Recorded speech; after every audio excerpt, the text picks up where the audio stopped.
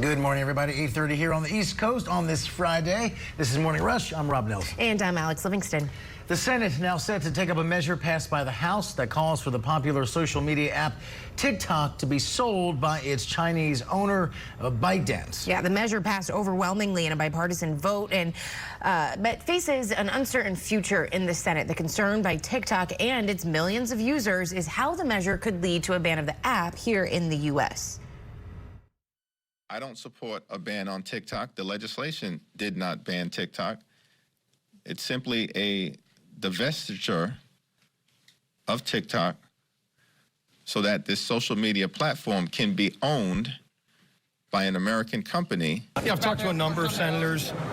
They are looking, a lot of them are looking towards how strong this vote is. So the fact that it's such an overwhelming vote for Republicans and Democrats bodes well.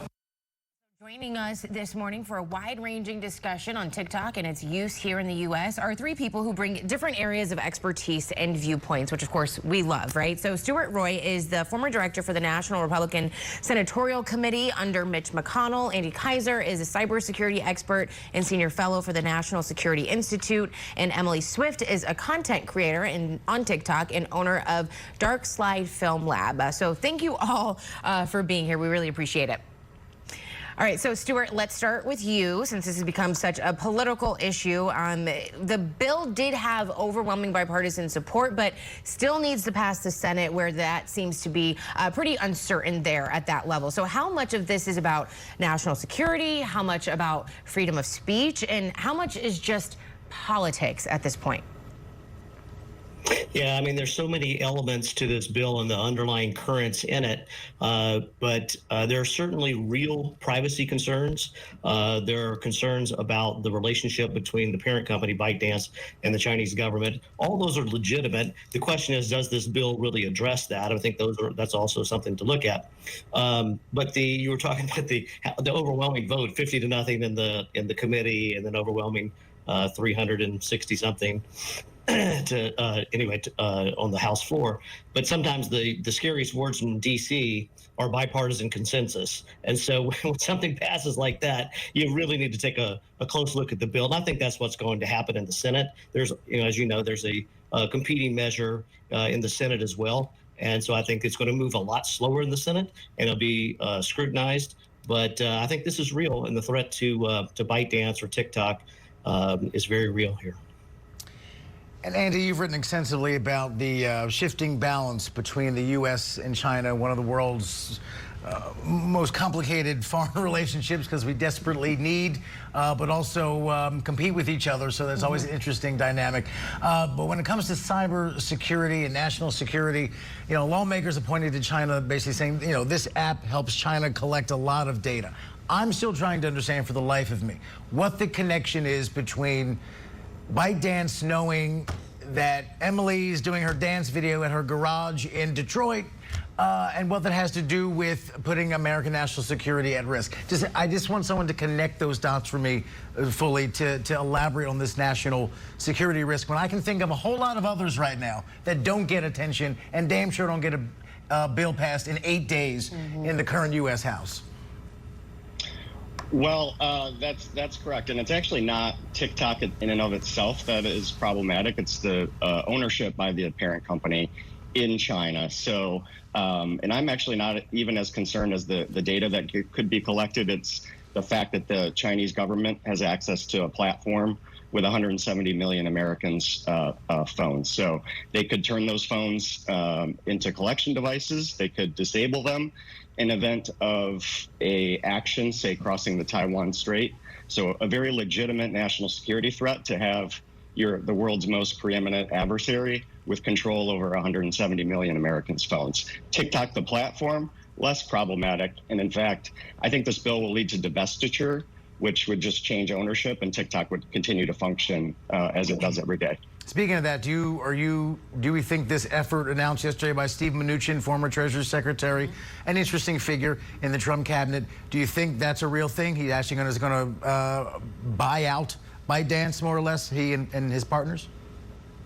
I suspect someone will. This is where it ends. And for me, the fact that ByteDance and TikTok have had such a visceral reaction to this development tells me that they indeed are controlled by their parent company, and the Chinese Communist Party don't want to let this go. So whether it's Mr. Mnuchin's, Secretary Mnuchin's ownership group or someone else, I think the United States national security leaders and our partners around the world are just interested in that moving control from China to literally almost anywhere else. So, Emily, over to you now. For the thousands of people like you who literally make their living creating content on TikTok and other social platforms, what do you need lawmakers and others to know and understand about all of this? So having my audience on TikTok has truly allowed me to connect with the subculture that my business exists within.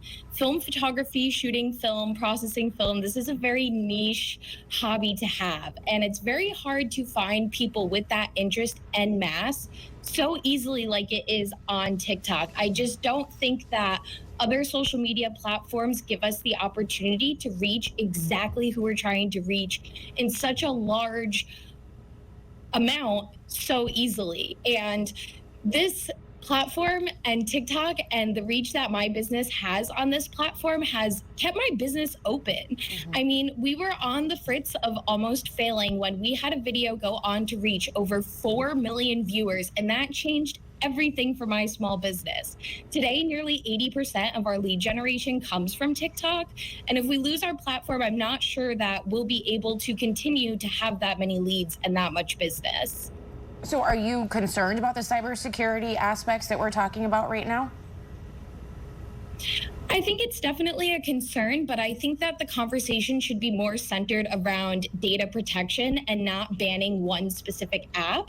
Nobody seems to be talking about all of the other social media platforms that sell our data and who they're selling the data to. So while I think that there should definitely, it's definitely part of the conversation, I don't think it should all be targeted just at banning one platform. And she raises a good point there because, listen, all these platforms do collect data. Now, they may not all have links to China, which I think is what makes TikTok a special example. But I'm curious, we live in this era now where Facebook's collecting and Instagram's collecting. Apple knows where you are. You Google something, all of a sudden it pops up on your Facebook feed. It's a real big brothery kind of time in American society. But address her point about why this spotlight on TikTok and not the others, because we're all being surveilled digitally in one way or another. You know, it's absolutely a great point, very legitimate, because there are real privacy concerns about data collected across the board by technology companies, but this really boils down to the parent companies we were talking earlier, and the laws in China which require companies to support, assist, and cooperate with state intelligence work. That's very disturbing. And in many ways, this vote in Congress and this bill in Congress are really a proxy vote for the great distrust between the United States and China. You know, Nixon went to China 50 plus years ago, and while he's passed on, this relationship is, while not toes up, is certainly not in good shape right now. Andy, I want to ask you about something that Emily just said, that the conversation should also focus on data protection and not necessarily the reactive part of this and banning one particular platform. What does that data protection look like when it comes to cybersecurity when there are other countries, like let's say Russia, that has, you know, found ways to kind of meddle in our elections here in America through social media platforms, not just TikTok? Yeah, it's a good point. And actually, just earlier this week, the director of national intelligence testified up on the Hill that the Chinese government was using TikTok to spread misinformation and disinformation in this current election in 2024. So certainly an issue there, though, again, Facebook, X, Instagram, the other social platforms, though they certainly have their issues. I have 2 young daughters, for example, that are, you know, concerning what they might find on there. They are not beholden to the Chinese government. They are not part of you know, this regime that is our geopolitical primary adversary in the world. So I think a huge difference there. But again, I'm not for banning TikTok necessarily. I'm just for changing that ownership. And Emily, to that point, I mean, let me be old grumpy guy for a second, shockingly. I mean, grumpy, no. If they really did come to you with evidence and says, listen, China is doing or has likely potential to do bad stuff with this data, you would understand, I hope, that national security as a whole is more important than your individual business. And you would also understand that in the age we live in, the next TikTok, in some way or another, would come along. Another platform that would be popular and useful and what have you, without these national security concerns. You would accept that life would go on if TikTok does not.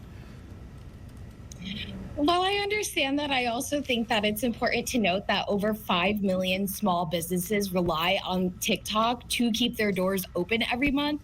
So it wouldn't just be my business that's affected. There are millions of small businesses that would face the possibility of going under due to this. So do you think that whoever buys it next would, I guess, hinder your business, make it better? Is there concerns with that? Because, or are you necessarily against the sale or just not banning it? Really, I would like to see it not banned. And I think that part of what makes TikTok so magical is the fact that there's no bias with the current ownership as far as I'm concerned. But I fear that if it gets into the hands of a US-based company, there might be the introduction of more biases that work in favor of the government. I mean, we have the ability to spread news amongst one another right now with the platform as the way it is. And I fear that creators would lose that opportunity to speak so candidly and so freely on the app.